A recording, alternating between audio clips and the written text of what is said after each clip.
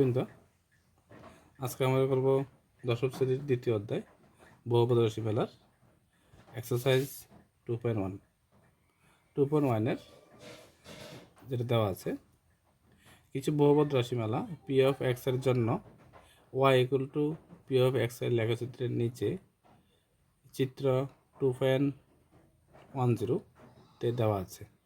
প্রতি ক্ষেত্রে P of X এর শূন্য সংখ্যা বের করো।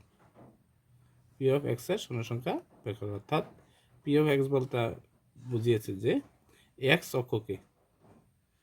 অক্ষকে কোনো রেখা কয়টি স্থানে ছেদ করেছে সে সংখ্যা বের করে, সেই সংখ্যা হবে পি অফ এক্স এর শূন্য সংখ্যা। প্রথম চিত্রটিতে আমরা দেখতে পাচ্ছি এক্স অক্ষে কোনো রেখা ছেদ করেনি, সুতরাং এই এক নংয়ের যে রেখাচিত্র আছে তার এক্স পি অফ এক্স এর শূন্য সংখ্যা হবে 0। এক্সারসাইজ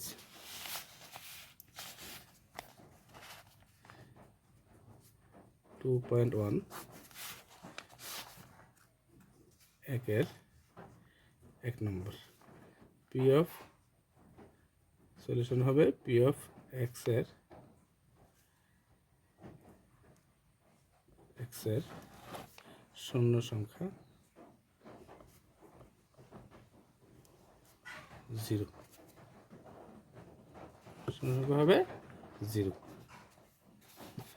2 নম্বরটা যেটা আছে আমরা পরিষ্কার দেখতে পাচ্ছি যে এক্স অক্ষকে শুধুমাত্র একটি স্থানে ছেদ করেছে বা একটি বিন্দুতে ছেদ করেছে, সুতরাং দ্বিতীয় চিত্রের ক্ষেত্রে পি অফ এক্স এর শূন্য সংখ্যা হবে 1। দ্বিতীয়টার ক্ষেত্রে 2 নং সলিউশন পি অফ এক্স এর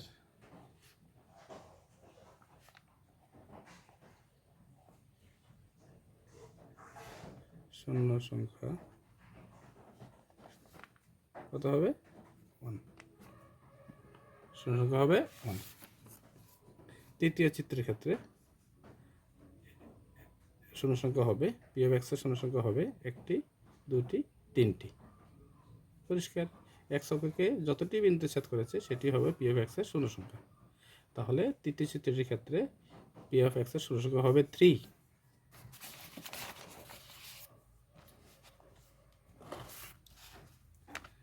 3 নম্বর সলিউশন পি অফ এক্স এর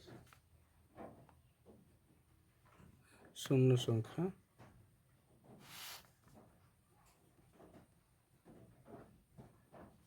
হবে 3। ক্লিয়ার? চতুর্থ চিত্রে কয়টি বিন্দু ছেদ করেছে এক্স অক্ষকে? 1টি 2টি। তাহলে চতুর্থ চিত্রের ক্ষেত্রে পি অফ এক্স এর শূন্য সংখ্যা হবে 2।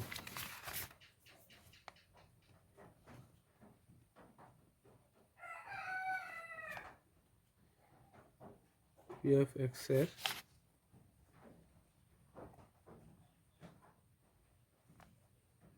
শূন্য সংখ্যা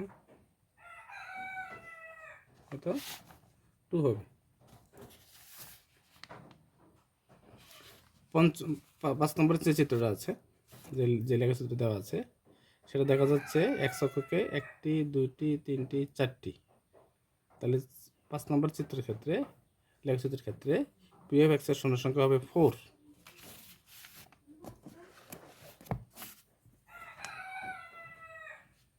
সলিউশন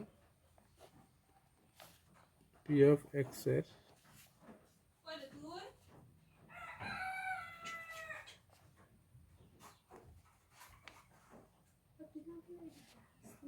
শূন্য সংখ্যা হবে 4।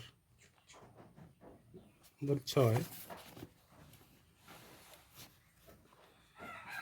এক্স অক্ষকে দেখা যাচ্ছে 1টি 2টি 3টি, তাহলে 3টি বিন্দুতে ছেদ করেছে। তাহলে 6 নম্বর চিত্রের ক্ষেত্রে পি অফ এক্স এর শূন্য সংখ্যা হবে 3।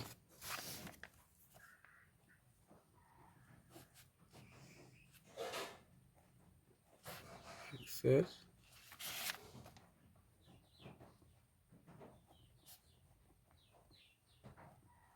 শূন্য সংখ্যা হবে 3। ক্লিয়ার? তাহলে আমাদের অনুসরণীয় 1.2.1 এর সমাধান হয়ে গেল।